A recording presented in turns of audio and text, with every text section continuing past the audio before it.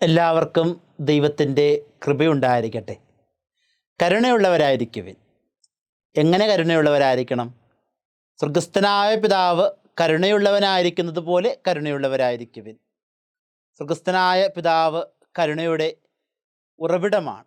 അവിടത്തെക്കുറിച്ച് ഇപ്രകാരം നമുക്ക് പറയുവാനായിട്ട് സാധിക്കും: കരുണയ്ക്കുള്ളിലെ കരുണയ്ക്കുള്ളിലെ കരുണയ്ക്കുള്ളിലെ കരുണയാണ് ദൈവമെന്ന്.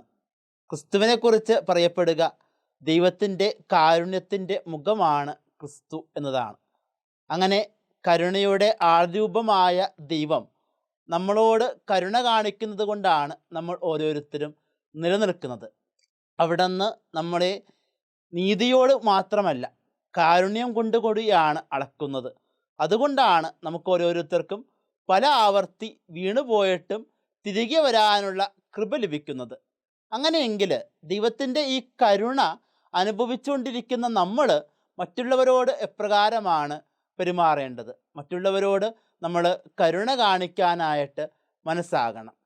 കരുണ കാണിക്കാനുള്ള മനസ്സ് നമുക്ക് ഉണ്ട് എങ്കിൽ തീർച്ചയായിട്ടും മറ്റുള്ളവരുമായിട്ടുള്ള ഇടപെടലുകളുടെ മേഖലകളിൽ നമ്മൾ ഒരിക്കലും ആരെയും വിധിക്കരുത്.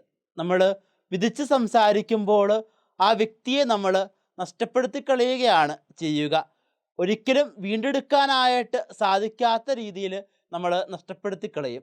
ഒരാളെയും ഒരു തരത്തിലും വിധിക്കാതെ എല്ലാവരെയും സ്വീകരിക്കുവാനായിട്ട് ചേർത്ത് നിർത്താനായിട്ട് നമുക്ക് സാധിക്കുമ്പോൾ തീർച്ചയായിട്ടും ആ വ്യക്തിയെ നമ്മൾ വീണ്ടെടുക്കുകയാണ്. ആ വ്യക്തിക്ക് ഒരു അവസരം കൂടി കൊടുക്കുകയാണ് ചെയ്യുക.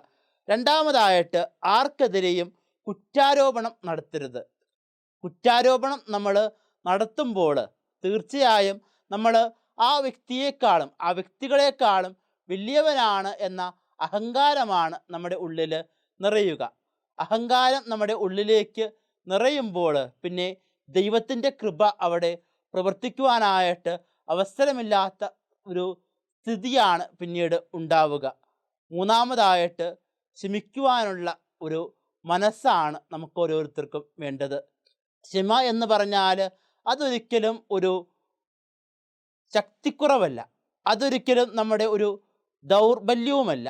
ശക്തരായ മനുഷ്യർക്ക് മാത്രമേ ക്ഷമിക്കുവാനായിട്ട് സാധിക്കുകയുള്ളൂ.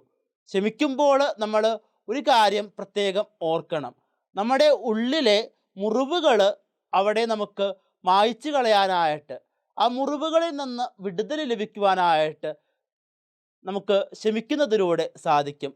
എൻ്റെ ഉള്ളിലെ ഉണങ്ങാതെ കിടക്കുന്ന മുറിവുകളാണ് നോവുകളായിട്ട് മാറുന്നത്.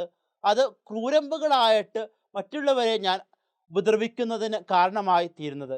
എൻ്റെ ഉള്ളിലെ നോവുകൾക്ക് മുറിവുകൾക്ക് മരുന്ന് ലഭിക്കുന്നത് ഞാൻ മറ്റുള്ളവരോട് ക്ഷമിക്കുമ്പോഴാണ്. എൻ്റെ മുറിവുകൾ ഉണങ്ങുമ്പോൾ എനിക്ക് ദൈവത്തിൻ്റെ കരുണയുടെ മുഖം മറ്റുള്ളവരിലേക്ക് കൂടെ പകർന്നു കൊടുക്കുവാനായിട്ട് സാധിക്കും. ഈ ഒരു കാലഘട്ടം നമ്മുടെ ഉള്ളിൻ്റെ ഉള്ളിലെ ഉണങ്ങാതെ കിടക്കുന്ന മുറിവുകൾക്ക് ലേപനം ലഭിക്കുന്ന ഒരു കാലഘട്ടമായി മാറട്ടെ.